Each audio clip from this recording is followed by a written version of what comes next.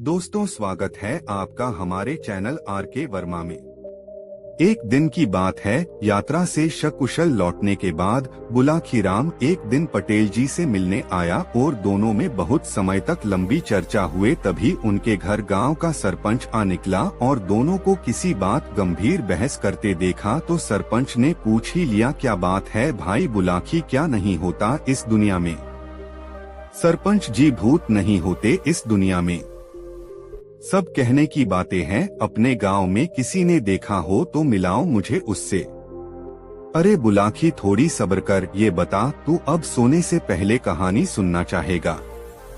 हाँ हाँ पटेल जी, सुना देना, लेकिन भूत जैसा कुछ होता नहीं है। ठीक है भाई, अब तू हुक्का तैयार कर, फिर मैं तुझे कहानियां सुनाता हूँ। रात हो गई थी। बुलाखी ने हुक्का भरकर पटेल जी के सामने रखा और पटेल जी से बोला, हाँ तो पटेल जी सुनाइए। हाँ भाई जरूर, तू दिन में भूत नहीं होते ऐसा बोल रहा था न। अब ध्यान से सुन। एल बुलाखी, ये बहुत पहले की बात है, मुझे अच्छा से याद नहीं है दिन किस मौसम का था, पर शायद गर्मी का। मेरा दालान अपने घर से सटे उत्तर की दिशा की ओर है। दालान में 3-4 बड़ी चौकियां लगी होती थीं। जिस समय की बात है, उस समय भी जहां तक याद है चौकी पर ही कुछ लोगों के साथ सोया था। इस कारण से यह भी कह सकता हूं कि मौसम गर्मी का था या फिर बरसात का भी हो सकता है। जाड़े का तो सवाल ही नहीं उठता, क्योंकि जाड़े के दिनों में चौकियों को खड़ा कर दिया जाता था और नीचे पुआल बिछा दिया जाता था। और जो कुछ भी मैंने उस रात देखा था, चौकियां खड़ी रहने पर देखने का प्रश्न न उठ सकता है। मेरे दालान के आगे मवेशियों के खाने पीने की नादों की एक लंबी पंक्तियां आज भी है, उस समय भी थीं। उसके आगे कुछ परती जमीन और उसके बाद कुछ पेड़ पौधे जो उस समय बिल्कुल छोटे छोटे होंगे। पेड़ पौधों के आगे एक बड़ा सा जलाशय है। जलाशय का एक बड़ा भाग मेरे दालान की सीध से पश्चिम दिशा में है। आज की तरह उस समय इसमें मछली पालन नहीं होता था, ऐसे स्वाभाविक रूप से उसमें जो मछलियां रह रही हों। मेरे दालान पर मेरे अलावा मेरा छोटा भाई, मेरे छोटे बाबूजी, चाचा जी और मेरे पड़ोसी खुश स्माइली, गया सिंह, जिन्हें मैं गयाचा कहता था, सोते थे। साथ ही गांव के ही एक और आदमी, जिनका घर मेरे घर से लगभग 4-5 बांस की दूरी पर था, सोते थे। नाम था उनका रमेश सिंह। गया सिंह और मेरे छोटे चाचा तो अब स्वर्गवासी हो गए, पर और लोग भगवान की कृपा से सकुशल हैं। मैं उस दिन, जिस रात और जिस भोर का वर्णन करने जा रहा हूँ, उस दिन भी ये सारे लोग रात को सोए हुए होंगे ही।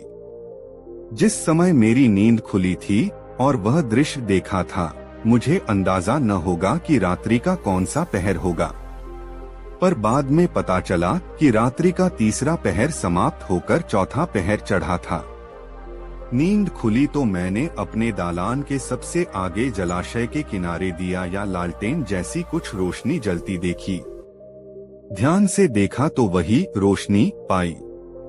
कुछ देर बाद सोचा कि शायद कोई अपने बच्चे को टट्टी पाखाना करवा रहा होगा। उस समय सबके यहाँ शौचालय नहीं था। हालांकि आज भी जब देश दुनिया यहाँ तक पहुँच गए हैं, गांव देहातों में शौचालय की बड़ी कमी है। सब घर में आज भी शौचालय नहीं है, जिसके कारण औरतों और लड़कियों को शौच के लिए बाहर जाना पड़ता है। कभी कभी तो उनके साथ बड़े बड़े हादसे भी हो जाते हैं। उन्हें अपने अनमोल रत्न नारी की अस्मत से भी हाथ धोना पड़ता है। सुबह उन्हें भोर के अंधेरे में और शाम को रात हो जाने पर ही निकलना पड़ता है। बीच में उनके लिए काफी परेशानी हो जाती है और शर्मिंदगी उठानी पड़ती है। मैं उस जलती हुई रोशनी को काफी गौर से देख रहा था। मैं आंखें चीरकर उसके अगल-बगल किसी को देखने का प्रयत्न कर रहा था, पर आदमी के नाम पर कोई नहीं दिख रहा था। न ही किसी के खांसने या भुनभुनाने की आवाज आती थी। थोड़ी देर के बाद जलाशय के उस पार में किसी के खांसने की 2-4 आवाजें सुनाई पड़ी। मैंने आवाज को लगभग पहचान लिया था। छोटा बाबूजी, छोटे चाचा रात रहते ही उठकर दिशा मैदान को निकल जाते थे और बीड़ी ज्यादा पनी कामते रहते थे। दिशा मैदान करके आते थे, फिर जाकर जानवरों को बाहर निकालते थे, या कभी कभी गर्मी के दिनों में जानवरों को बाहर निकालकर ही दिशा मैदान को जाते थे। उनके खांसने की आवाज के बाद मैं क्या देखता हूँ कि वह रोशनी अब वहाँ से चल चुकी है। धीरे धीरे हमारी ही तरफ इतना करीब आने पर भी रोशनी के साथ आदमी नाम की कोई चीज दिखाई न पड़ती थी। मैं काफी आश्चर्य और भय में था। वह क्या क्या यह सुना तो बहुत बार है, पर देखा कुछ भी उस तरह का एक बार भी नहीं। एकदम से बगल में रहने के कारण डरा तो रोज ही रहता हूँ। रात को पेशाब एक बार भी नहीं लगने पर उठकर बाहर जाने से पहले सारे रोंगटे खड़े हो जाते थे। उठकर जाने के क्रम में पूरब में तनिक भी झांकने से पहले पूरी देह कांप जाती थी। वह तो क्या कहूँ कि नाली उत्तर दक्षिण की तरफ थी और हमें पश्चिम मुंह करके पेशाब आदि करने के लिए बैठना पड़ता था। पर लाख कांपती थी देह, लाख सिहरते थे रोंगटे, पर जाने या आने के क्रम में एकाध बार उधर पूरब की तरफ डरी नजर अवश्य फेंका जाती थी। एक बार तो ऐसा लगा था कि आज उसको भूत को देख ही लिया क्या। प्राण बिल्कुल सूख गए थे, पर अशोक भैया को सामने पाकर जान में जान आई थी। दीपावली का समय था। हमारे गांव में इस अवसर पर 3 दिनों तक लगातार होने वाले नाटकों का रिहर्सल चल रहा था और वे उस रात गढ़ पर एक जगह का नाम, जहां निकेतन कक्ष भी है, से रिहर्सल करके अपने घर लौट रहे थे। वे जमुनाचा करते आए और हम सबसे बतियाने लगे थे। उन्होंने बातचीत के क्रम में बताया कि पूरब तरफ बैगन के पौधों के बीच उजली साड़ी पहने एक औरत को वे कब से देख रहे थे। पहले उन्हें लगा कि कोई महिला बैगन चुराने के ख्याल से आई होगी और फिर उन्हें देख पौधों के बीच में छिप गई। फिर सोचा कि इत रात में वह भी मात्र बैगन के लिए, तभी यह भी सोचा कि चोर चाई कभी भी कुछ कर सकते हैं और वे छोटे बड़े क्षुद्र सभी होते हैं। पर तभी सहसा उनके रोंगटे खड़े हो गए। अरे, यह तो उन्हें ध्यान ही नहीं रहा कि कहीं यह सोच ही रहे थे कि तभी वह महिला एकदम से गायब दिखी। यह देखकर वे दौड़े दौड़े हाफते हाफते हमारे दालान में आए और हमसे आप बीती सुनाने लगे। मुझे तो काटो तो खून नहीं। छोटका बाबूजी जैसा आदमी यह सब देख सुनकर चुप है। अरे, यह तो भूत प्रेत का नाम लेने वाले लोगों को झकझोर कर रख देते हैं। औरतों की भाषा में कहूँ तो मुंह तक नोच लेते हैं और आंच चुपचाप। इनसे तो ऐसे ही हम सब, मैं, मेरे भाई बहन, भतीजी भतीजिया, चचेरे भैया से काफी डरते थे। भूत प्रेत के बारे में कुछ सुनकर थोड़ी भी उनसे या उनके सामने चर्चा कर लें तो वे हमारी कचूमर तक निकाल दे सकते थे। जिस जगह के या उसके आसपास का वर्णन अशोक भैया कर रहे थे, उन जगहों के बारे में मैं बहुत सुन चुका था कि उधर भूत मंडराते रहते हैं। मेरा दालान उन जगहों में बिल्कुल सटा था। जब भी मैं रात को सोकर उठता था और पर पेशाब लगा होता था, तब जाने से पहले डरकर रह जाता था। डरते डरते दौड़ जाता था और जल्द जल्द पेशाब करके थोड़ा बहुत डरी सहमी निगाहों से उन जगहों पर तका भी जाता था। पर तब तक कोई वैसी चीज पर नजर न पड़ी थी। पर आज तो वह प्रकाश धीरे धीरे हमारी तरफ आया और फिर मेरे दालान के आगे गौशाले से 1-2 कदम आगे रहकर पूरब की तरफ मुड़ गया। फिर बढ़ते बढ़ते दूसरे के घर की तरफ चला गया। छोटका बाबूजी आए और फिर अंदर जाकर कुल्लाकलाला किया। फिर जानवरों को निकालने लगे। मैं चुपचाप लेटा हुआ था। धीरे धीरे सुबह हो गई। मैं उठा और दिशा करने उत्तर दिशा की ओर निकल पड़ा। दिशा में दान करके आया और अपने कुएं पर जाकर कुल्ली हाथ मुंह धोया। फिर सीधे पहुंचा माँ के पास। माँ को उस घटना से फौरन अवगत कराया। माँ ने हल्का डांटा, क्या जरूरत पड़ी थी तुम्हें देखने की? जानते हो कि जब उधर भूत प्रेत रहता है तो चुपचाप सोए रहते। हमारे दालान में थोड़े आता है। जीवाजंत जीव जंतु हैं, अपना जहाँ रहता है रहे, उससे हमें क्या। पर माँ इतना ही बोलकर चुप नहीं बैठी। उसने बड़ी हिम्मत जुटाकर छोटका बाबूजी से वह सब पूछ ही दिया। छोटका बाबूजी ने माँ से जो बताया तो भय से होश उड़कर रह गए। क्या वह रोशनी भूत ही थी? अरे बाप रे बाप, आज मुझे भूत दिखाई दे दिया। वैसा होते हैं भूत। गजब प्रकाश था वह। अरे बाप रे, अब तो दालान में सोने पर काफी डर लगेगा। बाप रे। अच्छा, तो मैं आज अपने दोस्तों को बताऊंगा कि आज मैंने भूत देखा। वैसा भूत विश्वास न हो तो छोटका बाबूजी से पूछो जाकर। पर हो सकता है छोटका बाबूजी से मेरे दोस्त पूछने जाए तो मुझे 2-4 थप्पड़ों और झिड़कियों का सामना करना पड़ जाए। पर जो भी हो बताऊंगा तो आज मैं जरूर अपने दोस्त को। मन में एक गजब उच्छ्वास था जो मैं अपने साथियों को अपने द्वारा देखे गए भूत का वर्णन करूंगा। मेरे दोस्त कैसे मुझसे सटकर मेरी बातों को फटीफटी आंखों और सीना धौंकने की तरह पचका फुलाकर सुनेंगे। और मैं ढूंढने लगा अपने दोस्तों को और बताने लगा वह सब। ठीक जैसी कल्पना की थी उसी ही प्रकार से मेरे दोस्तों ने सुना। पर जैसी शंका थी मेरे मन में वह भी सामने उभर कर आई। कुछ लोग इसे सत्य मानने लगे, वहीं कुछ लोगों ने इसे झूठ करार दिया। झूठ करार देने वालों में 2 दल थे। एक तो कि मैं बिल्कुल ही झूठ बोल रहा हूँ।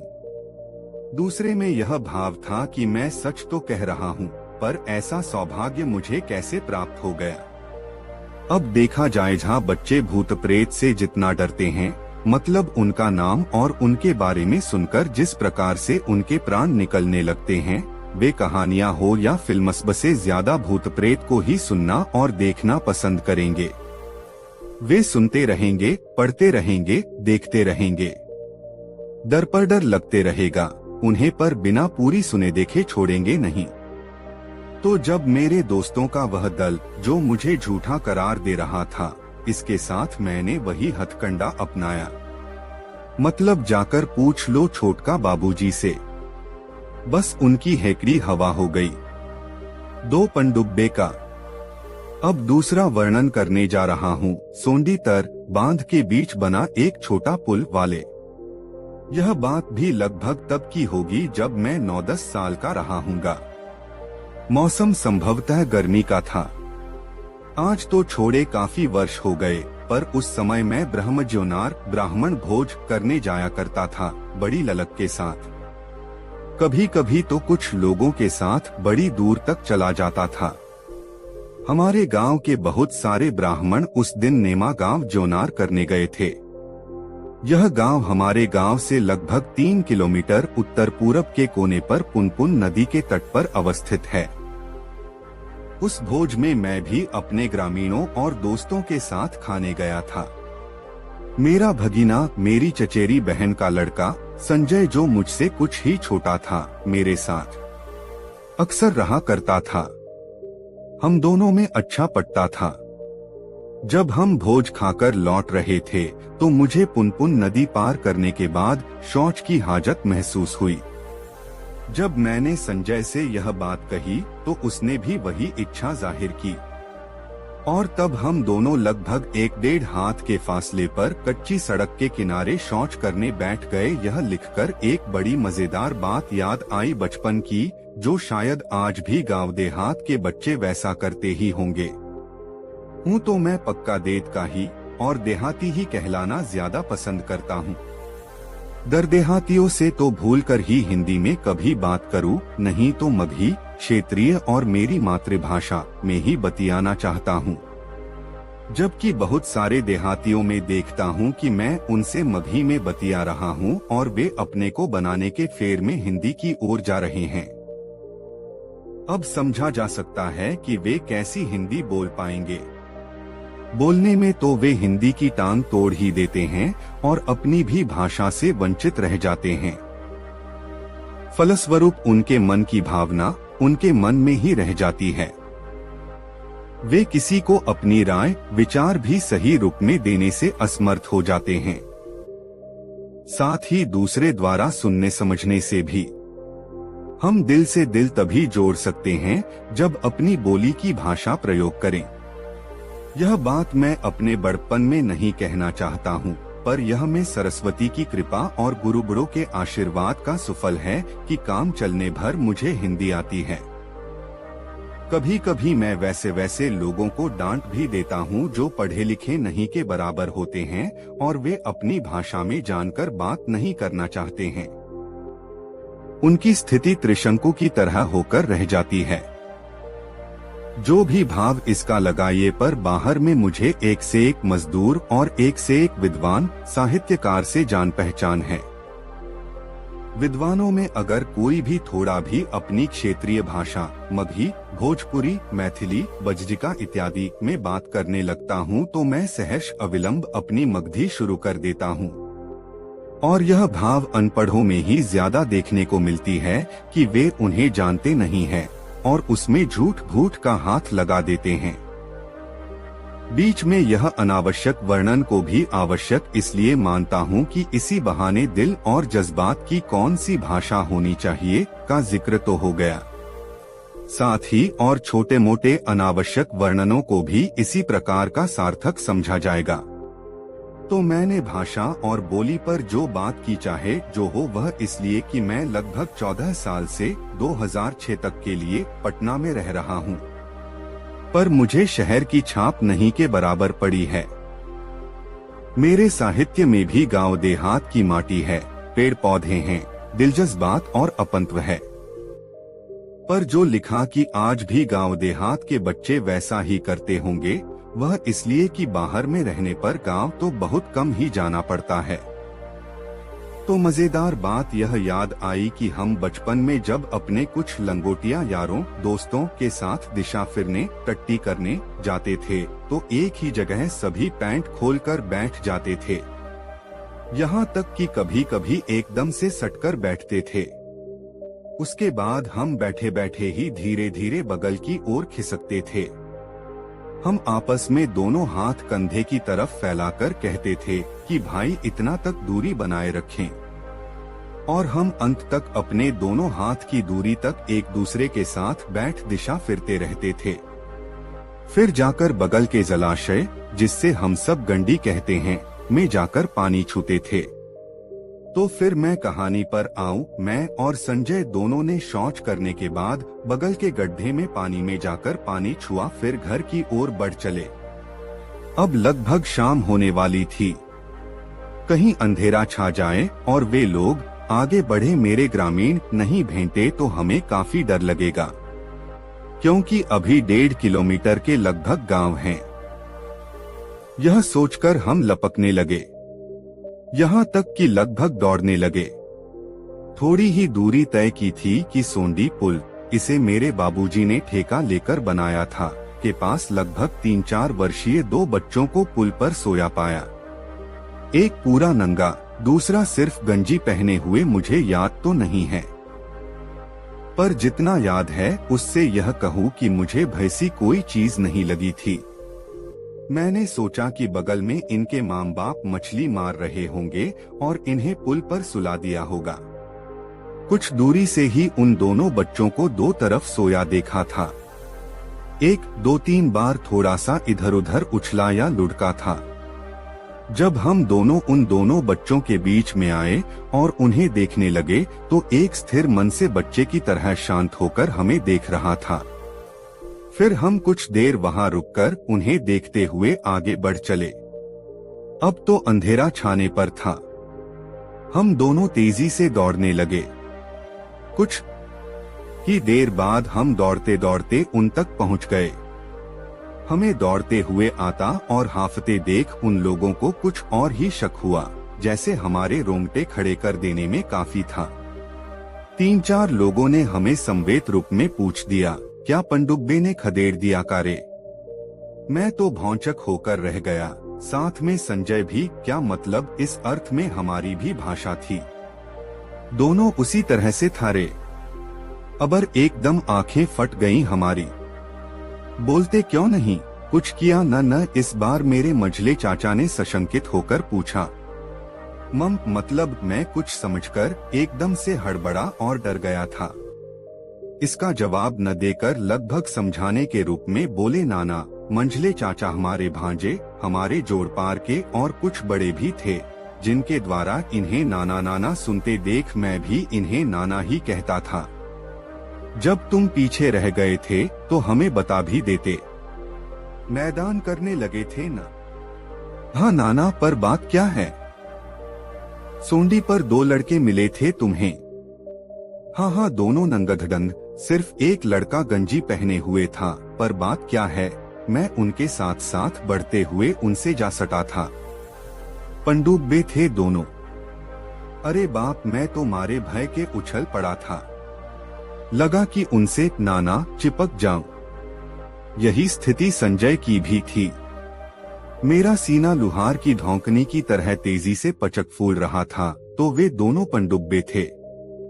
दूसरी बात, जब जान जाते कि ये पनडुब्बे हैं, तब तो वहीं ही हमारे प्राण निकलकर रह जाते। पर बड़ा अच्छा किया भगवान ने जो हमारे मन में यह एहसास नहीं कराया। नहीं तो उस समय तो हमारी इतनी उम्र थी कि उस उम्र में लोग अकेले में अपरिचित आदमी को भूत तक समझ लेते हैं। जोर जोर की बहती हवा भूत के होने का भय दिला जाती। मैं और संजय दोनों इतना डरे थे कि क्या जिक्र किया जाए। उस समय से हम दोनों उन लोगों के बीच बीच में ही चलना चाह रहे थे। उन लोगों से हमें चलते चलते ही जानकारी मिली कि उन लोगों ने उन दोनों पनडुब्बों को लड़ते हुए देखा था। खूब उठापटक कर रहे थे आपस में दोनों। बाप रे, ऐसा कुछ, ऐसा भी होते हैं ये लोग। फिर हम सब घर पहुंच गए थे। अब कितना और किस प्रकार डरे रहे होंगे, बार बार इस तरह का वर्णन क्या करूं। तो यही 2 कहानियां हैं मेरी जब मैंने भूत देखे थे। हालांकि एक और घटना स्मृति हो रही है कि एक बार मैं शाम के समय में मैंने अपने दालान से पश्चिम और थोड़ा उत्तर की तरफ एक जलते हुए आग के तेज और बड़े गोल को धीरे धीरे चलते हुए देखा था। आग का वह गोला जमीन से लगभग 20-22 फुट की ऊंचाई पर धीरे धीरे उड़ रहा था। जहां तक याद है कि इसे भी शायद कुछ लोगों ने देखा था और कई तरह की बातें की थीं, पर मुझे कुछ स्पष्ट याद नहीं है कि उन लोगों ने क्या क्या प्रतिक्रियाएं व्यक्त की थीं। कहानी खत्म करने से पहले कहना चाहूंगा कि इसे मात्र मनोरंजन में लें, विशेष उलझने की जरूरत नहीं है। पर जो वर्णन किया वह बिल्कुल सत्य है।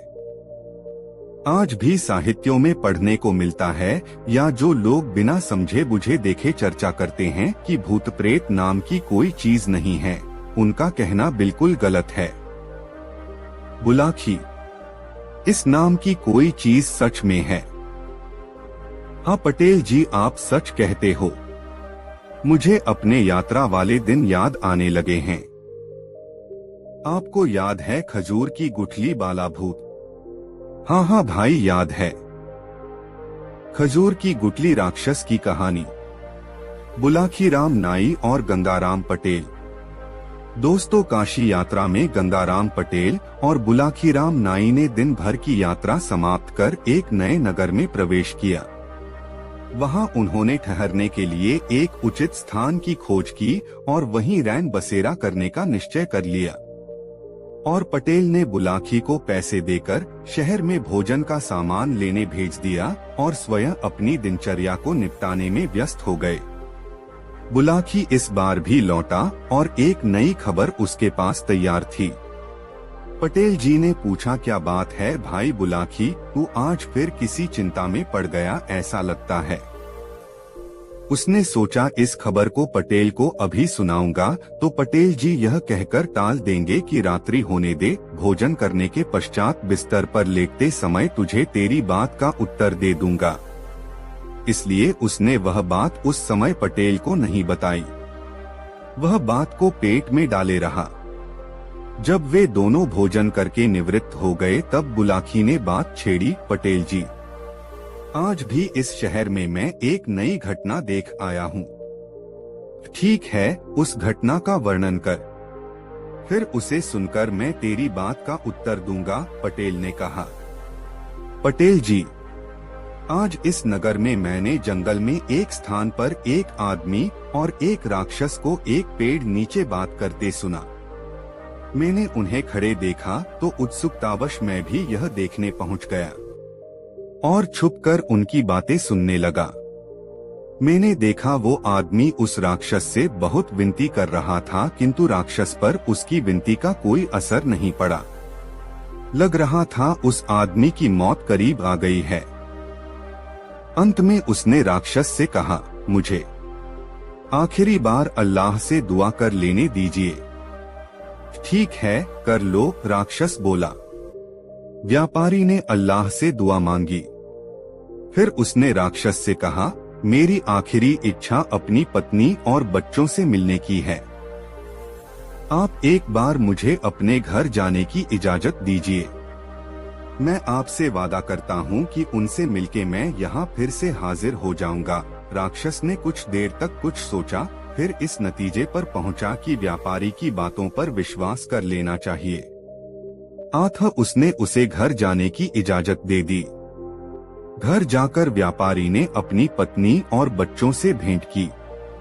उसने उन्हें कुछ जरूरी हिदायत दी, पर राक्षस के बारे में उनसे चर्चा तक नहीं की और राक्षस के पास जाने के लिए रवाना हो गया। मैंने उसके घर तक पीछा करा और उसे वापस जंगल की तरफ जाते देखा। पटेल जी, आगे क्या हुआ, वो आदमी कौन था और राक्षस के चुंगल में कैसे फंसा, वो बाद में बच गया। क्या हुआ उसके साथ, इस रहस्य को उजागर कीजिए पटेल जी। बुलाकी, बहुत समय पहले इस नगर एक व्यापारी था।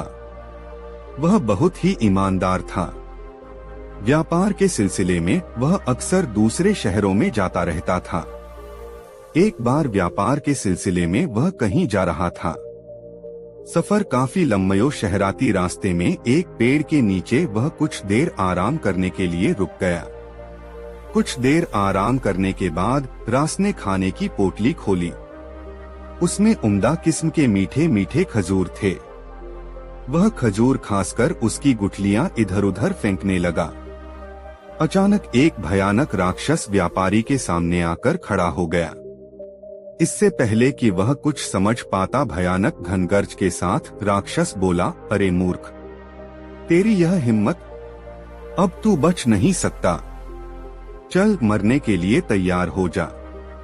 राक्षस का डरावना रूप और उसके द्वारा मारे जाने की बात सुनकर व्यापारी बुरी तरह घबरा गया। उसकी समझ में नहीं आ रहा था कि वह क्या करे।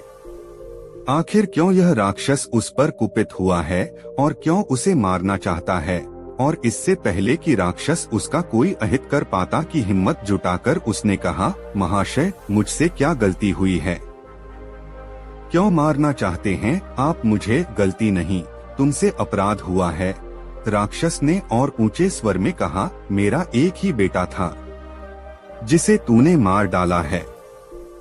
मैंने, व्यापारी ने आश्चर्य से कहा, यह आप क्या कह रहे हैं? आपके बेटे को मैंने कब मारा? तुमने खजूर खाकर उसकी जो गुठलियां फेंकी हैं, उन्हीं में से एक गुठली मेरे बेटे के सिर पर लगी, जिससे उसकी मौत हो गई। महाशय, पहली बात तो यह है कि खजूर की गुठली लगने से कोई मर नहीं सकता, मगर फिर भी यदि ऐसा कुछ हुआ है तो मैंने जानबूझकर तो आपके बेटे को खजूर की गुठली नहीं मारी। व्यापारी ने अपना बचाव करते हुए कहा, अनजाने में आपके बेटे के सिर में गुठली लग गई और उसकी मौत हो गई। इसमें मेरा क्या दोष है? इसलिए आपको चाहिए कि मुझे माफ कर दें। माफ कर दूं तुझे? अपने बेटे के हत्यारे को माफ कर दूं? यह हरगिज नहीं हो सकता, राक्षम ने दांत पीसते हुए कहा। उसने उससे बहुत विनती की किंतु राक्षस पर उसकी विनती का कोई असर नहीं पड़ा। व्यापारी समझ गया कि अब उसकी मौत करीब आ गई है। अंत में उसने राक्षस से कहा, मुझे आखिरी बार अल्लाह से दुआ कर लेने दीजिए। ठीक है, कर लो, राक्षस बोला। व्यापारी ने अल्लाह से दुआ मांगी। फिर उसने राक्षस से कहा, मेरी आखिरी इच्छा अपनी पत्नी और बच्चों से मिलने की है। आप एक बार मुझे अपने घर जाने की इजाजत दीजिए।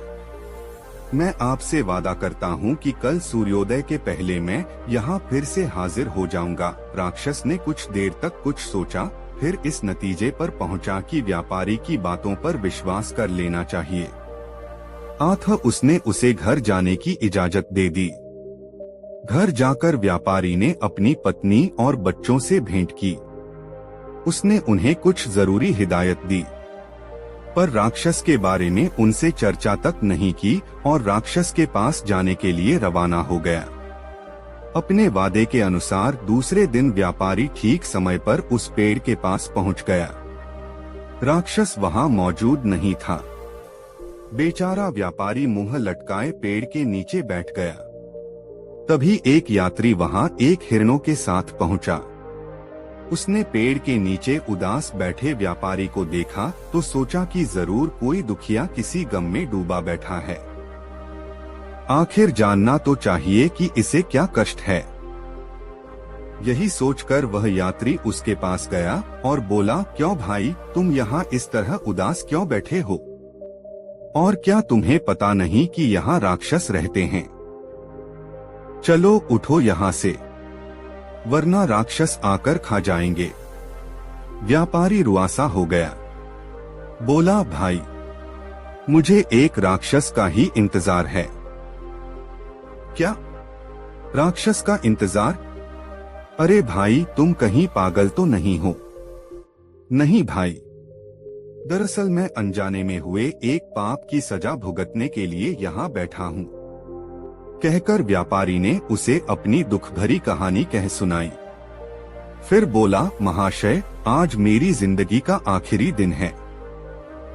राक्षस आता ही होगा, इसलिए आप यहाँ से चले जाएं, वरना आप भी संकट में पड़ सकते हैं।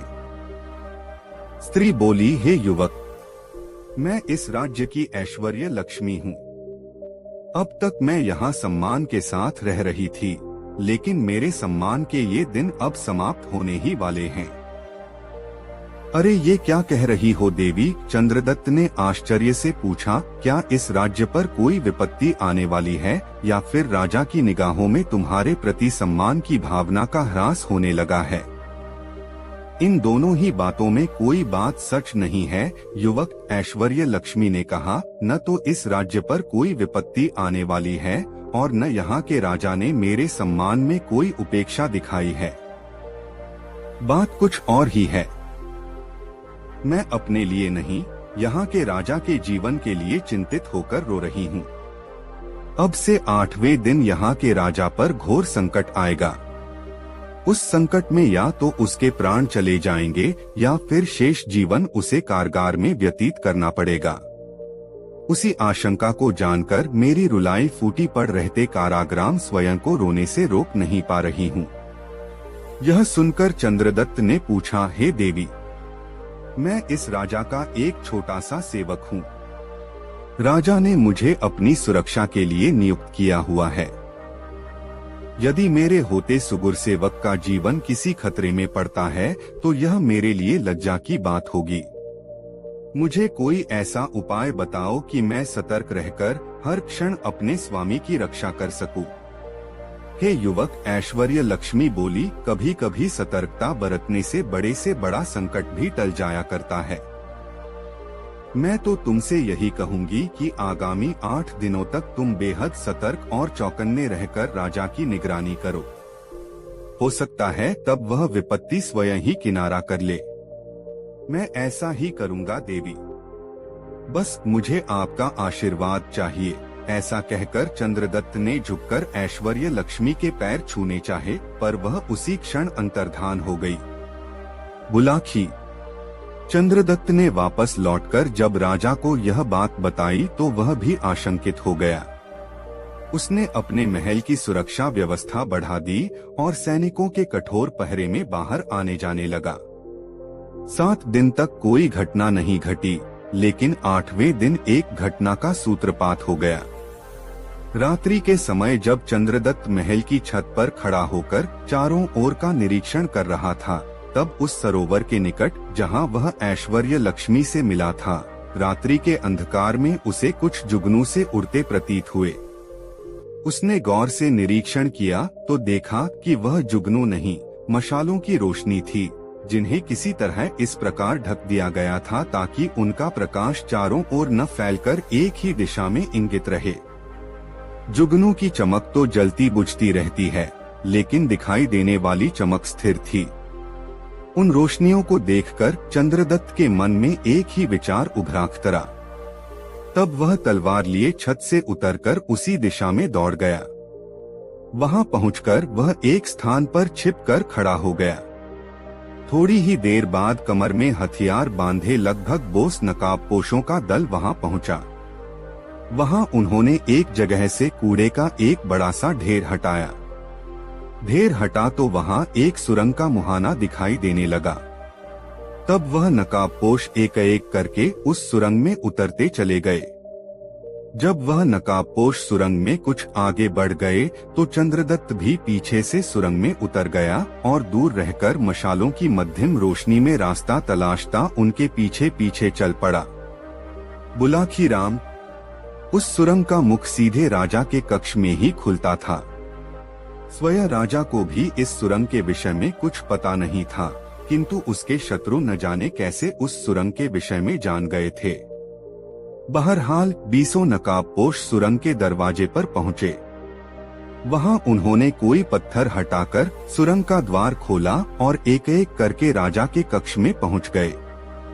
उनके पीछे पीछे चंद्रदत्त भी सुरंग के मुख के पास पहुंच गया, किंतु उसने राजा के कक्ष में घुसने का कोई प्रयास नहीं किया, अपितु उसी स्थान पर उन नकाबपोशों के लौटने की प्रतीक्षा करने लगा। नकाबपोशों ने बड़ी आसानी से राजा को काबू में कर लिया। राजा गहरी नींद में था। सोते में ही राजा को दबोचकर नकाबपोशों ने उसके हाथ पांव रस्सियों से बांध दिए और उसके मुंह में कपड़ा ठूंस दिया ताकि वह चिल्ला न सके। बाहर पहरे पर नियुक्त किसी भी प्रहरी को इस घटना की भनक तक न मिली। नकाबपोश जैसे आए थे उसी तरह एक एक करके सुरंग में उतरने लगे। बस यही मौका था चंद्रदत्त को पराक्रम दिखाने का। जैसे पहला नकाबपोश पेट के बल रेंगता हुआ गुफा में दाखिल हुआ, चंद्रदत्त ने खट से उसका सिर काटकर आगे की ओर फेंक दिया। उसका धड़ खींचकर उसने दीवार के साथ सटाकर खड़ा कर दिया। इसी तरह उसने 19 नकाबपोश काट डाले। अब अंतिम नकाबपोश की बारी आई। एक साथ 2 आदमी गुफा में जा नहीं सकते थे, इसलिए उस नकाबपोश ने पहले बंधन में बंधे राजा को आगे खिसकाया। फिर वह स्वयं भी सुरंग में पेट के बल दाखिल होने लगा। चंद्रदत्त ने राजा को अंदर खींचकर उसे एक किनारे बैठाया और फिर तैयार होकर खड़ा हो गया। लेकिन इस बार उसने अंतिम आदमी पर अपनी तलवार न उठाई, वरन बलपूर्वक उस पर अधिकार कर लिया। उसने राजा के बंधन खोलकर उसी रस्सी से नकाबपोश को जकड़ दिया। फिर पहले उसने राजा को अपने कक्ष में भेजा और बाद में उस नकाबपोश को लाश की तरह घसीटता हुआ अंदर ले आया। अंदर लाकर जब उस नकाबपोश के चेहरे से नकाब हटाई गई तो उसका चेहरा देखकर दोनों की ही आंखें आश्चर्य से फटी की फटी रह गईं। जानते हो बुलाखी, वह नकाबपोश कौन था? वह नकाबपोश था राजा का रक्षा मंत्री। राजा उस मंत्री पर अपने प्रधानमंत्री से भी ज्यादा भरोसा करता था। राजा ने तब उसके अपराध के लिए दंड नियत कर दिया। उसने आदेश प्रसारित कराया कि इस विश्वासघाती मंत्री को जमीन में गाड़ दिया जाए।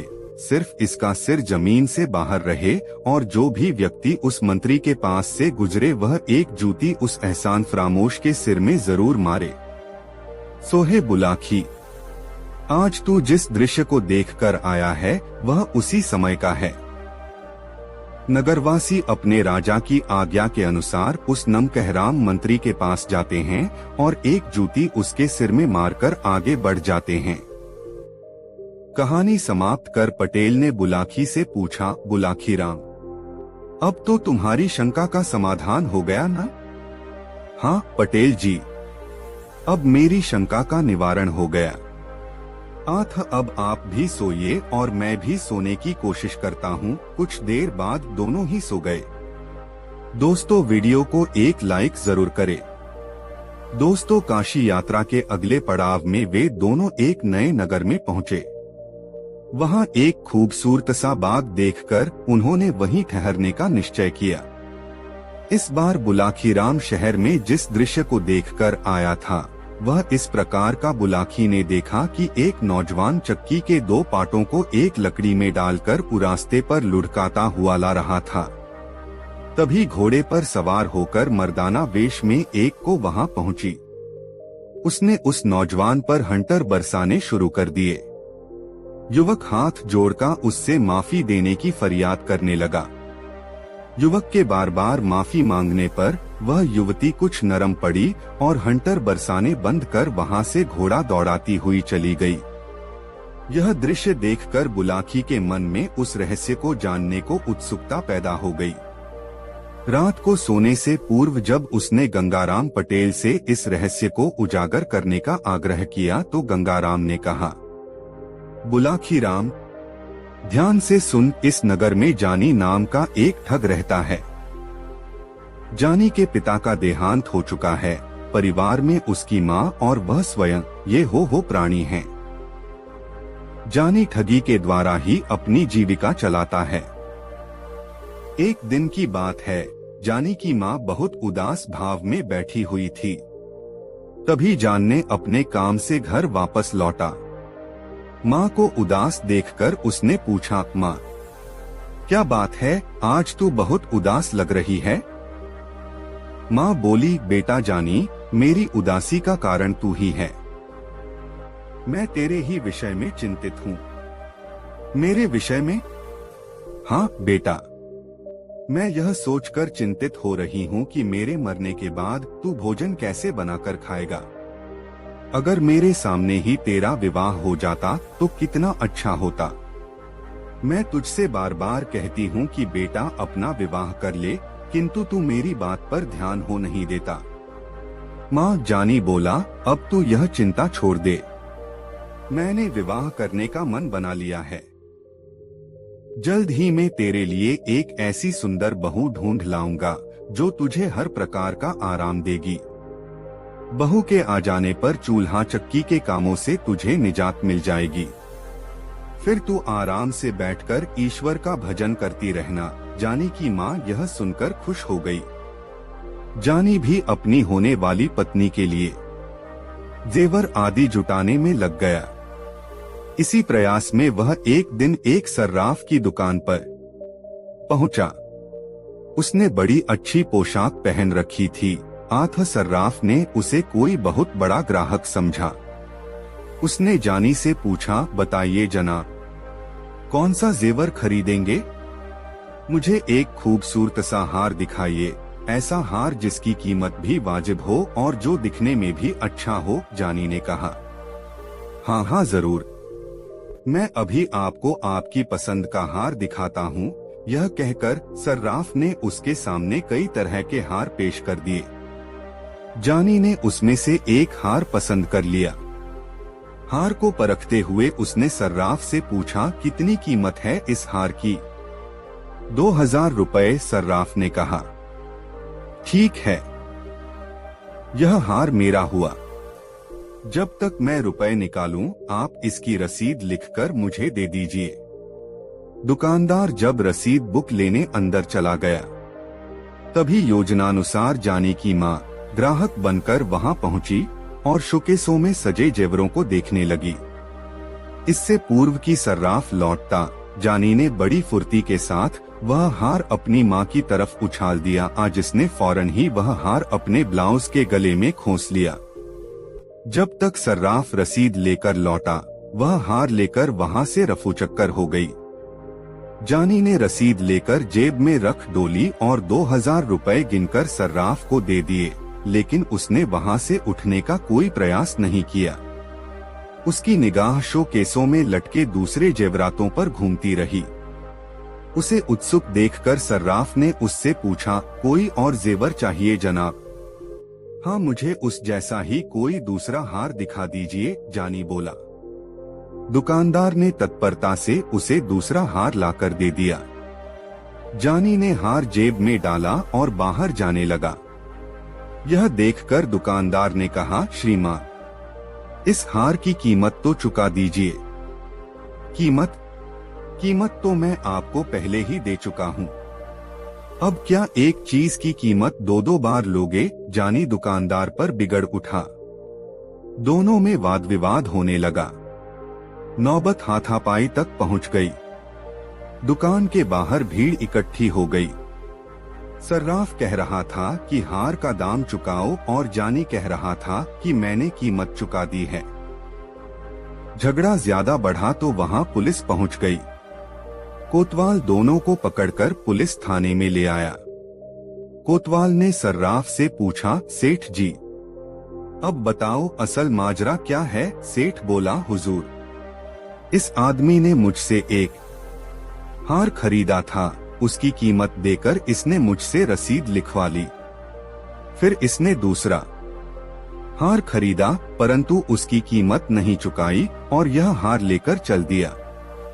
जब मैंने इसे रोककर हार के दाम मांगे तो यह कहता है कि कीमत तो मैं दे चुका। सर्राफ की बात सुनकर कोतवाल ने जानी से पूछा, अब तुम बताओ भाई, क्या ये सेठ जी सच कह रहे हैं?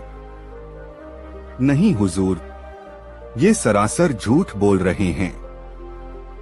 मैंने इनसे एक ही हार खरीदा है जिसकी रसीद मेरे पास है। यह कहकर उसने वह हार और उसकी रसीद कोतवाल के सामने पेश कर दी। फिर बोला, हुजूर, मेरी तलाशी ले लीजिए। अगर मेरे पास कोई दूसरा हार मिल जाए तो आप जो भी चाहें सजा देना, परंतु अगर मेरी बात सच निकले तो इस दुकानदार पर रहम मत खाना। यह दुकानदार तो ग्राहकों को दिन दहाड़े लूटता है। कोतवाल ने जानी की जामा तलाशी ली, लेकिन उसके पास से कोई और हार न मिला। यह देखकर सर्राफ का चेहरा पीला पड़ गया। उसने धीमी आवाज में कहा, हुजूर, इसने वह हार किसी दूसरे आदमी को दे दिया होगा। देखिए हुजूर, अब यह आदमी मुझ पर दूसरा इल्जाम लगा रहा है। मैं इस शहर में परदेशी आदमी हूँ। यहाँ मेरा न तो कोई रिश्तेदार है और न कोई जानने वाला। मैं तो यहाँ अपनी पत्नी के लिए कुछ जेवर खरीदने आया था।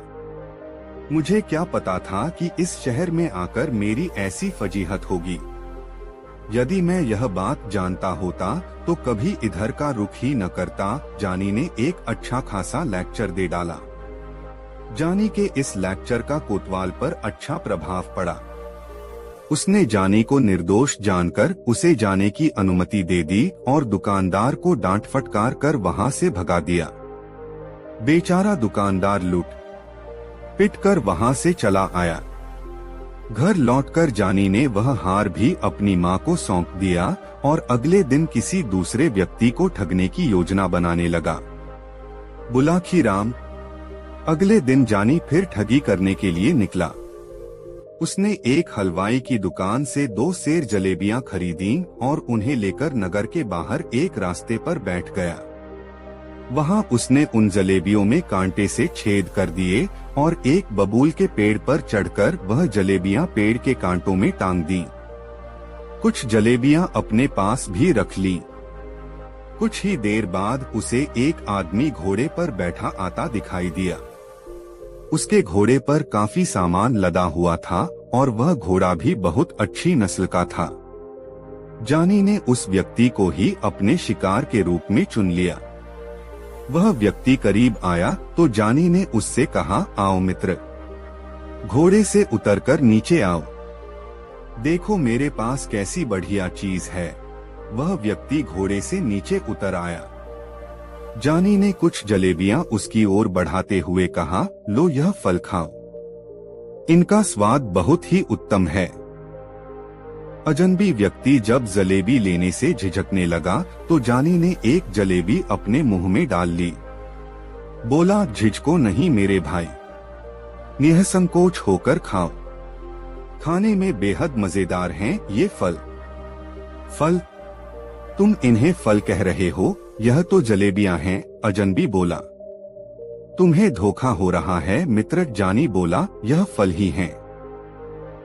समीप के एक वृक्ष से मैंने अभी अभी इन्हें तोड़ा है, विश्वास न हो तो मेरे साथ चलकर देख लो। अजनबी उसकी बातों में आ गया। उसने एक जलेबी मुंह में डाल ली। अब जलेबी तो मीठी होती ही है। अजनबी को वह बहुत स्वादिष्ट लगी। वह बोला, यह तो सचमुच बहुत मीठी है, पर मुझे यह विश्वास नहीं हो रहा कि सचमुच ही तुमने इन्हें किसी वृक्ष से तोड़ा है।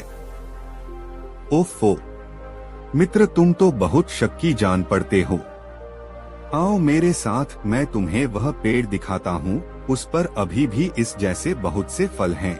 यह कहकर वह उस अजनबी को बबूल के पेड़ के पास ले गया और उस पर अपने द्वारा लटकाई हुई जलेबियों को दिखाते हुए बोला, लो देख लो अपनी आंखों से, वे लटके हैं फल। अजनबी लालच में आ गया। उसने घोड़े की रास जाने को पकड़ाई और यह कहकर कि तुम इस घोड़े को पकड़ो, कुछ फल मैं भी तोड़ लूं। बबूल के उस पेड़ पर चढ़ गया। बस फिर क्या था, जानी उछलकर घोड़े की पीठ पर जा बैठा। घोड़ा मोड़ा और 2-3 हंटर उसकी पीठ पर जमा दिए।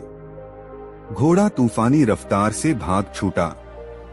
अजनबी यह दृश्य देखकर बौखला उठा। वह तेजी से नीचे उतरा और पकड़ो दौड़ो की आवाजें लगाता उसके पीछे भागा, किंतु घोड़े और मनुष्य का क्या मुकाबला। जानी शीघ्र ही उसकी निगाहों से ओझल हो गया। लुटापिटा मुसाफिर आवाजें लगाता ही रह गया। बुलाखी। जानी जब घोड़े को सरपट दौड़ाता हुआ ले जा रहा था, तभी रास्ते में उसे एक बुढ़िया दिखाई दी जो अपनी जवान बेटी के साथ शहर की ओर जा रही थी। यह देखकर जानी का शैतानी दिमाग फिर सक्रिय हो उठा। उसने अपना घोड़ा उस बुढ़िया के पास ले जाकर रोका और उससे पूछा, बुढ़िया माई, कहीं दूर से आ रही हो क्या? हाँ बेटा, हम 5 कोस दूर से पैदल ही चलकर आ रही हैं। शहर में एक रिश्तेदार के यहाँ जाना है, बुढ़िया बोली। तब तो जरूर थक गई होगी। आओ मेरे पीछे घोड़े पर बैठ जाओ, मैं तुम्हें वहां तक छोड़ दूंगा, जानी ने कहा। नहीं बेटा, बुढ़िया बोली, मैं तो नहीं थकी, क्योंकि मुझे तो पैदल चलने का अभ्यास है। हाँ, यह मेरी बेटी जरूर थक गई है, कभी इतनी दूर पैदल नहीं चली है न, इसलिए तुम मेरी जगह इसे कुछ देर के लिए अपने पीछे बिठा लो। जानी ने तब उसकी जवान बेटी को अपने पीछे घोड़े पर बिठा लिया। बुढ़िया ने कहा, बेटा तुम सचमुच एक रहमदिल आदमी हो, वरना आज के जमाने में कौन किसी की मदद करता है। अच्छा जरा अपना नाम तो बता दो। मेरा नाम है जमवाई राजा, ऐसा कहकर जानी ने घोड़े को एड़ लगा दी। घोड़ा तेजी से आगे की ओर भाग छूटा। यह देखकर बुढ़िया चिल्लाने लगी, ओ जमवाई राजा रुको, मेरी बेटी को कहाँ भगाए ले जा रहे हो? अरे कोई मेरी मदद करो, जमवाई राजा मेरी बेटी को भगाए ले जा रहा है। उसकी पुकार सुनकर लोग हंसने लगे। एक व्यक्ति कहने लगा, अरे बुढ़िया माई, तेरी बेटी को तेरा जमवाई ले जा रहा है तो इसमें बुरी बात क्या है? पत्नी तो अपने पति के ही साथ जाएगी न, फिर तू इतना क्यों चिल्ला रही है? बेचारी बुढ़िया हाथ मल कर रह गई। जानी ठग उसे भी चूना लगा गया। बहरहाल जानी उस युवती को लेकर अपने घर पहुंचा। लड़की चिल्लाने लगी तो जानी ने उसके मुंह पर कपड़ा बांध दिया। उसके हाथ पांव भी बांध दिए ताकि वह भाग न सके। फिर वह अपनी माँ से बोला, माँ, तू मुझसे विवाह करने को कह रही थी ना? देख, यह बहू लाया हूँ तेरे लिए। यह सुनकर बुढ़िया खुश हो गई। उसने लड़की की बलैया ली और जानी से कहा, बेटा, बहू तो अच्छी है, परंतु तुमने हाथ पांव और मुंह क्यों बांध दिए हैं? अरे खोल दे इसके हाथ पांव को। यह तो मेरी बड़ी प्यारी बहू है। यह कोई गड़बड़ थोड़े ही करेगी। फिर उसने उस युवती के सिर पर हाथ फिराते हुए उससे पूछा, क्यों बहू? चीखेगी, चिल्लाएगी तो नहीं? युवती भी हालात को समझ गई थी। उसने गर्दन हिलाकर सहमति व्यक्त कर दी। उसने मन में सोचा कि मौका हाथ लगने दे बुढ़िया, तुझे और तेरे इस ठग बेटे को ऐसा पाठ पढ़ाऊंगी कि तू भी क्या याद रखेगी। उस रात जानी की माँ ने अपनी नई बहू के लिए बहुत स्वादिष्ट व्यंजन बनाए और अपने हाथों से उन्हें उस युवती को खिलाया। अगले दिन जानी की तथाकथित बहू ने जानी से कहा, ऐ जी सुनिए, अब तो मैंने भी फैसला कर लिया है कि आपकी पत्नी बनकर ही इस घर में रहूंगी। पर ऐसा करने से पहले मुझे अपनी गृहस्थी का सामान भी इकट्ठा करना होगा।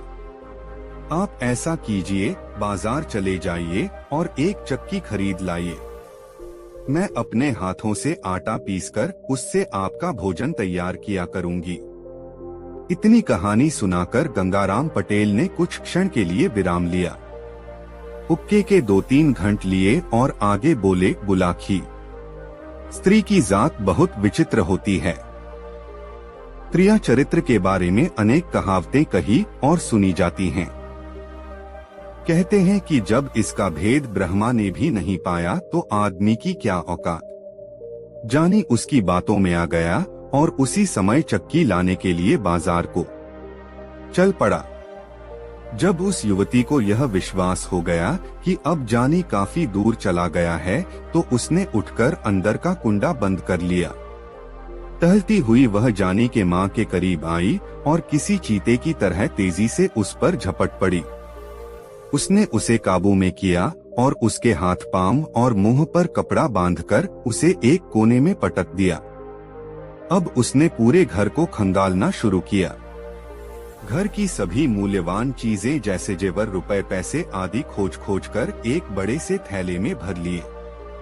अपना जनाना लिबास उतारा और जानी के कीमती मर्दाना कपड़े पहन लिए। फिर उसने थैला उठाया और उसे घोड़े की पीठ पर रख लिया। वह घोड़े पर बैठी और उस पर सवार होकर बाहर चली गई। जानी की माँ उसे जाते हुए देखकर टुकुर टुकुर ताकती रह गई। चोर के ऊपर मोर पड़ गया था। युवती मर्दाने वेश में घोड़े पर सवार होकर बाजार में पहुंची। शीघ्र ही उसे जानी दिखाई दे गया, जो चक्की के दोनों पाटों को एक लकड़ी के डंडे में फंसाकर उसे घसीटता हुआ ला रहा था। युवती उसके पास पहुंचकर रुकी और कड़क कर कहा, अरे हरामखोर, यह क्या कर रहा है? इस चक्की के पाटों को सड़क पर घसीटकर राजकीय सड़क को खराब कर रहा है। ऐसा कहकर उसने 3-4 हंटर जानी की पीठ पर जमा दिए। हंटर की मार खाकर जानी कराह उठा और बार बार हाथ जोड़कर उससे माफी मांगने लगा। उसने युवती को बिल्कुल भी नहीं पहचाना था। मर्दाने वेश में वह उसे कोई बहुत बड़ा सरकारी अफसर ही समझ रहा था। युवती को शायद उस पर दया आ गई थी। उसने हंटर समेटा और घोड़ा दौड़ाती हुई एक दिशा में चली गई। अपनी कहानी को पूर्ण विराम देते हुए गंगाराम पटेल बोले, बुलाखी, आज शाम सड़क पर जो नजारा तू देखकर आया था वह यही नजारा था। पिटने वाला था। जानी ठग और पीटने वाली थी वह युवती जिसे वह अपनी पत्नी बनाने के लिए अपने घर लाया था। अब रात भी बहुत हो गई और तेरे प्रश्न का उत्तर भी तुझे मिल गया है। अब आराम से सो। मेरी आंखों में भी नींद गहराने लगी है और फिर सुबह आगे की यात्रा भी तो करनी है। यह कहकर उन्होंने पैर फैला लिए। बुलाकी भी सोने का प्रयास करने लगा। दोस्तों, यह कहानी आपको कैसी लगी कमेंट में जरूर बताएं और वीडियो को एक लाइक जरूर करें। दोस्तों, काशी यात्रा से वापसी के चरण में गंगाराम पटेल और बुलाखीराम नाई एक नए नगर में पहुंचे और रात्रि विश्राम उसी नगर में किया। उस नगर में बुलाखीराम ने एक बाग के अंदर एक ऐसा तालाब देखा जिसके घाट सोने के थे। उसमें जो मछलियां तैर रही थीं, वह सब चांदी की थीं। सोने का घाट और चांदी की मछलियों को देखकर बुलाखीराम की उत्सुकता जाग उठी। रात को सोने से पूर्व उसने गंगाराम पटेल से रहस्य को बताने के विषय में कहा तो उन्होंने कहा, बुलाखीराम, इस भारत देश में श्रीपुर नाम का एक नगर है। उस नगर में राजनारायण नाम का युवक रहता था। वह क्षत्रिय जाति का था, अतः उसे शिकार करने का बहुत शौक था। वह प्रायः अकेला ही जंगल में जाकर बनेले पशुओं का शिकार किया करता था। एक बार आखेट की तलाश में राजनारायण एक ऐसे जंगल में चला गया जहां वह पहले कभी नहीं गया था। वहां उसे शिकार तो कोई मिला नहीं, लेकिन परिश्रम इतना करना पड़ा कि वह थककर चूर हो गया। वह सुबह के समय घर से निकला था और अब दोपहर का समय हो चला था, अतः भूख प्यास से उसकी हालत खराब होने लगी थी। बुलाखी, इंसान भूख को तो किसी हद तक बर्दाश्त कर लेता है, किंतु यदि पानी न मिले तो उसकी हालत खराब हो जाती है।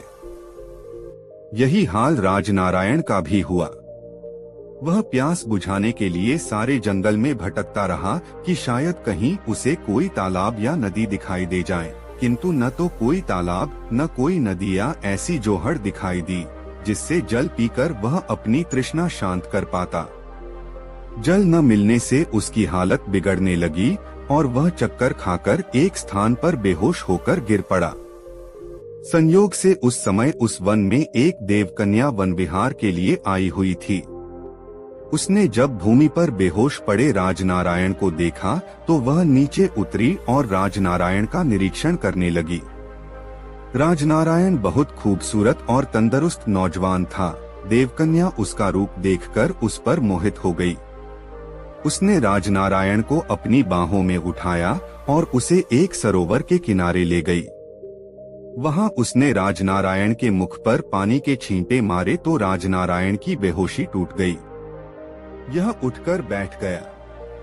उसकी नजर जब देवकन्या पर पड़ी तो पहली ही नजर में वह भी उसके रूप पर मोहित हो गया। उसने देवकन्या से पूछा, हे सुंदरी, तुम कौन हो जिसने इस निर्जन वन में मेरी रक्षा की है? देवकन्या बोली, मैं एक देवकन्या हूँ। मैं वन विहार के लिए घर से निकली थी। जंगल में तुम मुझे बेहोश पड़े दिखाई दिए तो मैं तुम्हें इस सरोवर पर ले आई। पहले जी भरकर अपनी प्यास बुझा लो, बाकी बातें बाद में होंगी। बुलाखी, तब राजनारायण ने पहले तो सरोवर से जल पीकर अपनी तृष्णा शांत की, फिर उस देवकन्या से कहा, हे सुंदरी, मैं तुम्हारा स्वरूप देखकर तुम पर मोहित हो गया हूँ। अब से पहले मैंने तुम्हारे जैसी कोई अन्य सुंदरी नहीं देखो। क्या तुम मुझसे विवाह करना पसंद करोगी? यह सुनकर उस देवकन्या ने कहा, हे युवक, मोहित तो मैं भी तुम्हारे रूप पर हो गई हूँ, किंतु विवाह मैं तुम्हारे साथ तभी करूंगी जब तुम मेरी एक शर्त मान लोगे। कौन सी शर्त है तुम्हारी? राजनारायण ने पूछा। मेरी शर्त यह है कि विवाह के बाद तुम मुझ पर ऐसी कोई पाबंदी नहीं लगाओगे जो मेरी स्वतंत्रता में बाधक बने। तुम मुझसे यह भी नहीं पूछोगे कि मैं कहाँ गई थी, क्यों गई थी अथवा किसके पास गई थी, आदि आदि।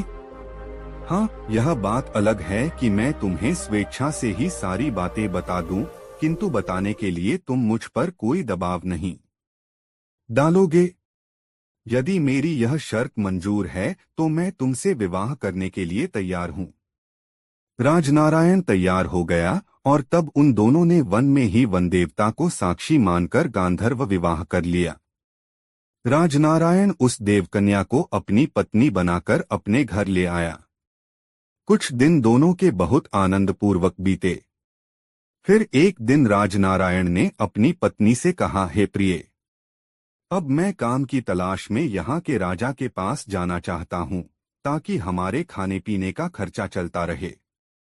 ठीक है प्रिय, उसकी पत्नी ने कहा, गृहस्थ आश्रम में प्रवेश किया है तो गृहस्थ धर्म का भी परिपालन करना होगा, लेकिन जाने से पहले यह ताबीज अपने पास रख लो। ध्यान रखना कि यह तुमसे कभी गुम न हो। यह एक मंत्रपूरित ताबीज है। जब तक यह तुम्हारे पास मौजूद रहेगा, तुम्हारा कोई भी शत्रु तुम पर विजय प्राप्त नहीं कर सकेगा। यह कहकर उसने वह ताबीज अपने पति को दे दिया। ताबीज लेकर राजनारायण घर से निकल पड़ा। बुलाखी राम। राजनारायण एक खूबसूरत और तंदुरुस्त नौजवान तो था ही, नौकरी मांगने के लिए जब वह राजा के पास पहुंचा तो राजा ने तुरंत ही उसे नौकरी दे दी और उसे अपना अंगरक्षक नियुक्त कर लिया। इस प्रकार इन दोनों के दिन आनंदपूर्वक व्यतीत होने लगे। एक बार वहां का राजा आखेट के लिए जंगल में गया। राजनारायण तो उसका अंगरक्षक था ही, अतः राजनारायण को भी उसके साथ शिकार पर जाना पड़ा। शिकार के दौरान एक सिंह ने उसके बाएं हाथ पर अपने पंजे का ऐसा झपट्टा मारा कि राजनारायण की एक उंगली क्षतिग्रस्त हो गई। उसमें से खून बहने लगा। किसी तरह उसने पट्टी बांधकर उंगली से बहते खून को तो रोक लिया, किंतु उसकी उंगली का दर्द बरकरार रहा। घर लौटकर उसने अपनी पत्नी को भी यह बात न बताई और भोजनादि से फारिग होकर बिस्तर पर लेट गया। आधी रात का समय हुआ तो एकाएक उसकी उंगली में फिर तेज दर्द उठना शुरू हो गया। दर्द के कारण उसकी आंखों से नींद गायब हो गई। तभी उसने जो दृश्य देखा उसने उसके दर्द के एहसास को भी भुला दिया। उसने देखा, दूसरे बिस्तर पर सोई हुई पत्नी एकाएक उठी। उसने एक उचटती सी निगाह अपने पति के बिस्तर पर डाली। फिर यह देखकर कि उसका पति गहरी नींद में सोया पड़ा है, संतोष की सांस लेती हुई मकान के एक दूसरे कक्ष में दाखिल हो गई। राजनारायण दम साधे सोने का नाटक किए यूं ही बिस्तर पर पड़ा रहा। कुछ देर बाद जब उसकी पत्नी सोलह सिंगार करके घर से बाहर निकली तो राजनारायण दबे पांव उसके पीछे लग लिया। उसकी पत्नी एक सरोवर के पास पहुंची। वहां एक काले रंग का पहाड़ जैसा मजबूत व्यक्ति पहले से ही मौजूद था। जैसे राजनारायण की पत्नी वहां पहुंची, उसने लपककर उसे अपनी बाहों में भर लिया और उस पर चुंबनों की बौछार कर दी।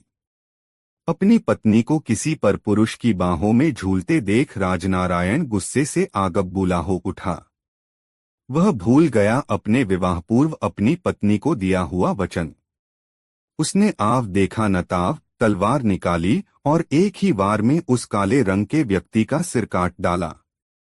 अगले वार में उसने अपनी पत्नी का शीश भी काटकर तालाब के जल में फेंक दिया। जैसे ही उसकी पत्नी का कटा सिर उस तालाब के जल में गिरा, एकाएक तालाब के जल में जैसे भूचाल सा आ गया। जल में ऊंची ऊंची तरंगें उठने लगीं। तालाब का पानी ऐसे खौलने लगा जैसे उसे नीचे से भट्ठी पर खौलाया जा रहा हो। पानी के सभी जलचर मरमर कर ऊपर तैरने लगे। जब जल शांत हुआ तो एक दूसरा चमत्कार हुआ। राजनारायण ने देखा कि तालाब के सभी घाट सुनहरे हो गए थे। ऐसा लगता था कि जैसे घाटों की सारी सीढ़ियां सोने की हो गई हों। जल के शांत जल में मछलियां तैर रही थीं और वे सारी मछलियां ऐसा लगता था जैसे चांदी की बनी हुई हों। बुलाखी। उस चमत्कार को देखकर राजनारायण का हौसला जवाब दे गया। वह बुरी तरह घबराकर वहां से भाग खड़ा हुआ। राजनारायण किसी अनिष्ट की आशंका से इतना भयभीत हो गया कि उसने वह नगर ही छोड़ दिया और किसी दूसरे प्रदेश में चला गया। सोहे बुलाखी राम। उसी दिन से बाग में स्थित उस सरोवर के घाट सोने के और उसमें तैरती मछलियां चांदी के रंग की बन गई हैं। आज शाम तुम जिस सरोवर को देख कर आए थे वह वही सरोवर था। अब बताओ, तुम्हारी शंका का निवारण हो गया तो ठीक है, मैं सोने का उपक्रम करूं। पूछने को कुछ बाकी बचा ही नहीं था। आठ बुलाखीराम ने कहा, सो जाओ पटेल जी, मेरी शंका का निवारण हो गया है। तदोपरांत दोनों ही सो गए। दोस्तों, यह कहानी आपको कैसी लगी कमेंट में जरूर बताएं। ऐसी और नई मजेदार कहानी सुनने के लिए हमारे चैनल आर.के. वर्मा को सब्सक्राइब जरूर कर लें और यह वीडियो अपने मित्रों को जरूर शेयर करें। वीडियो देखने के लिए आपका बहुत बहुत धन्यवाद। मिलते हैं किसी अगले वीडियो में, तब तक के लिए जय श्री राधे राधे। धन्यवाद।